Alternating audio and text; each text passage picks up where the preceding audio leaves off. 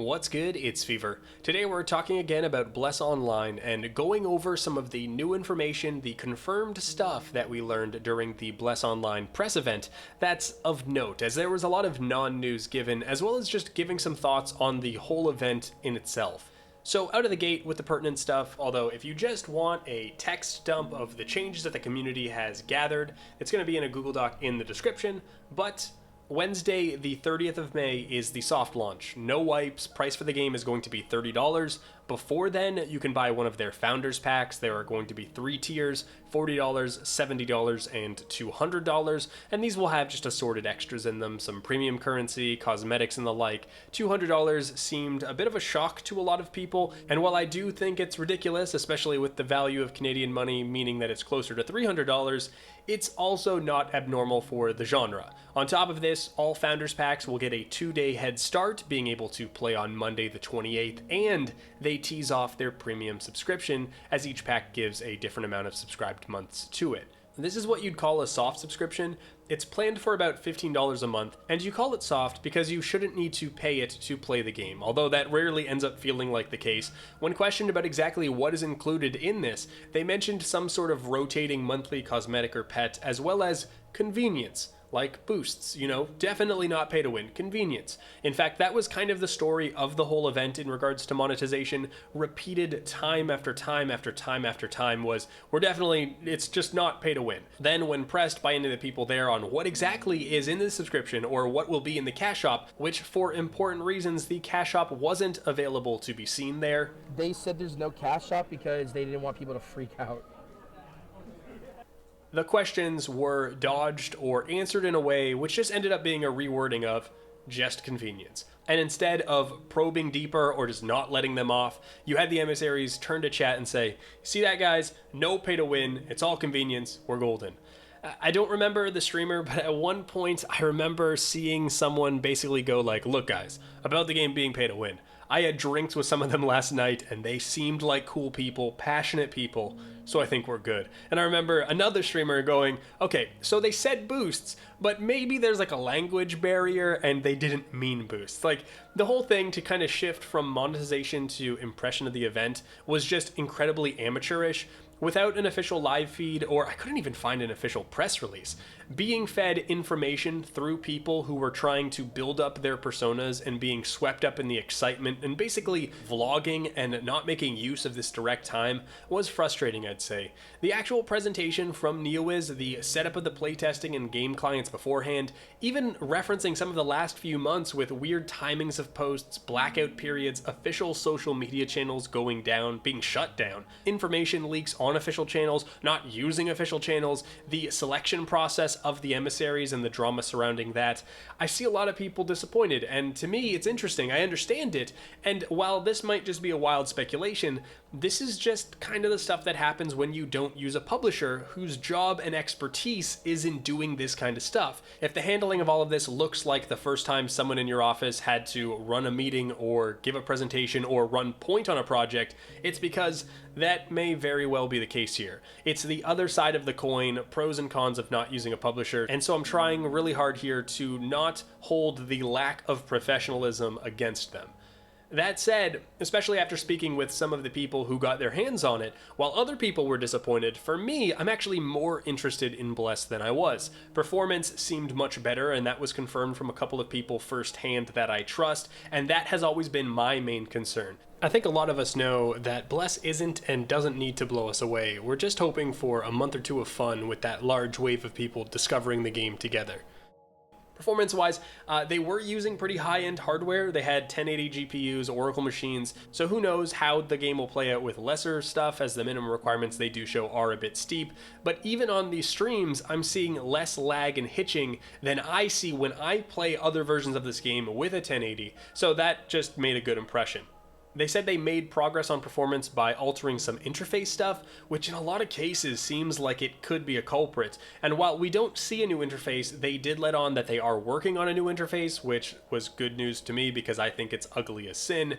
Although, on the topic of performance, I do want to state that I'm watching the footage and I'm seeing areas that I've been in, and it looks like they've removed stuff and NPCs, and there's obviously not as many people online, all in an effort maybe to make the game run smoother. I don't know if this is telling of anything, but I also don't imagine that a short duration press event is going to be 100% representative of the general experience, so I'm still concerned about performance, but I'm in a better place now than before.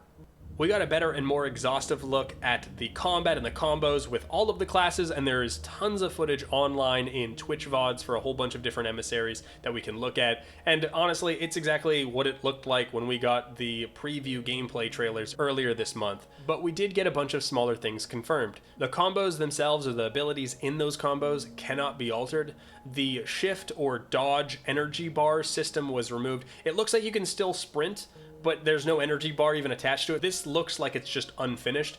In other versions of Bless, the iframes and the dashes were separate to all of abilities, and now they look like they're rolled into active abilities that you can put into your general abilities, those 4 abilities that you share no matter what stance you're on. In addition to this, auto attack has been removed entirely. Some non-combat stuff you might be interested in. The auction will have a fixed range of what you are allowed to sell things for, like Black Desert's market if you're familiar. You're also unable to trade player to player. There is no fishing, which I already knew. I already played the other Blesses, but a man can hope. Albion just added fishing. There's no API available to make certain mods or damage meters possible easily. There's no support for add-ons anyway.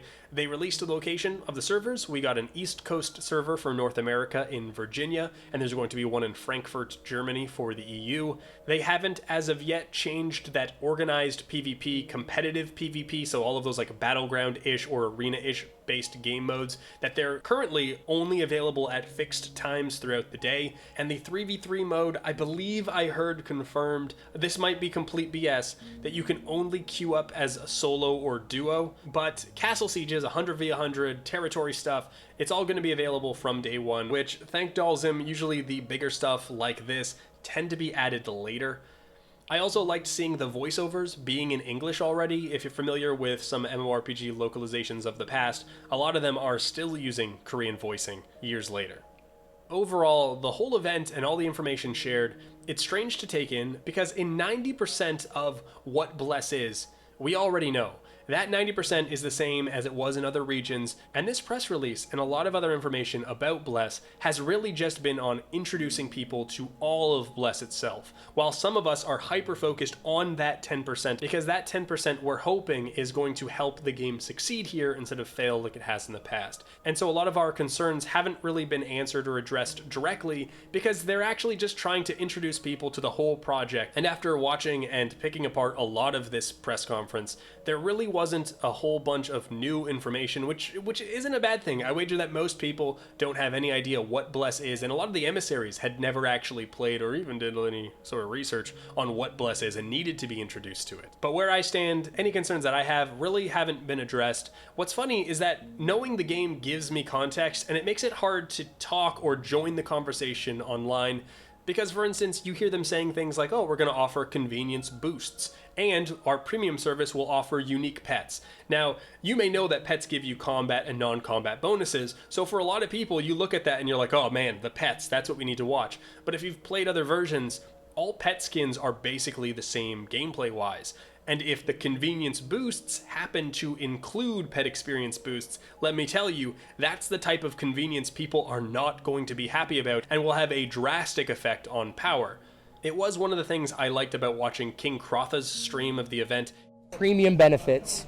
Can you go over that again? What is it? What is the benefit of getting premium? Like, what will they give us? Basically, it's convenience. So convenience. So it's you would get Lumina.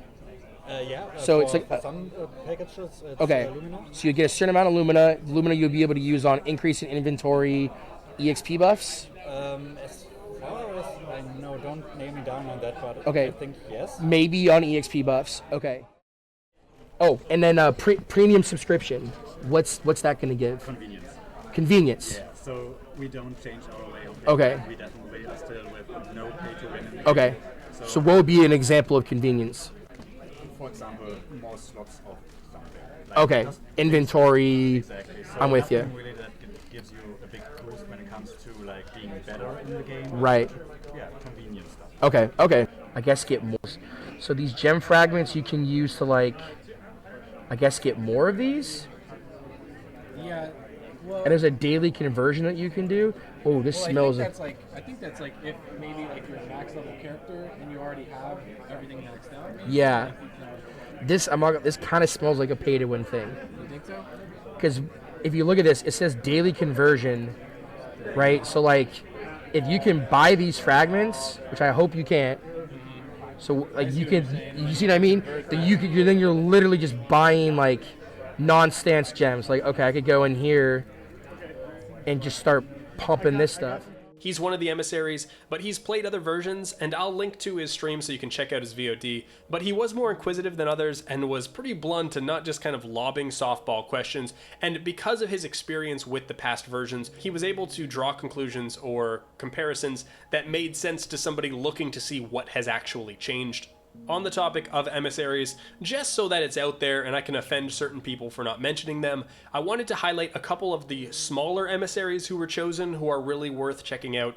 Obviously, some of the staples of MMORPG stuff like Doc or Pox or Mr. Happy, DJ Tech Live, and a lot of other familiar names were chosen, but keep an eye out for Karth especially. He's like that spreadsheet, pick apart everything, play the game at the highest level kind of guy.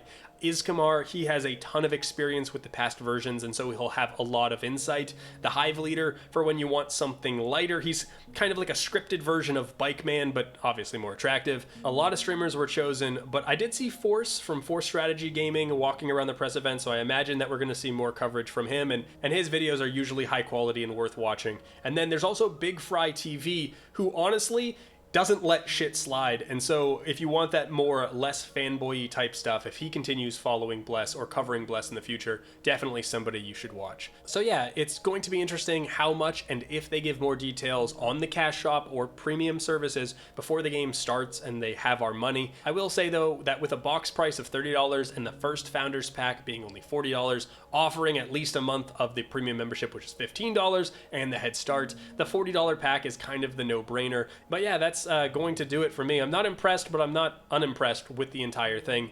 Until next time, this is Fevir. Peace.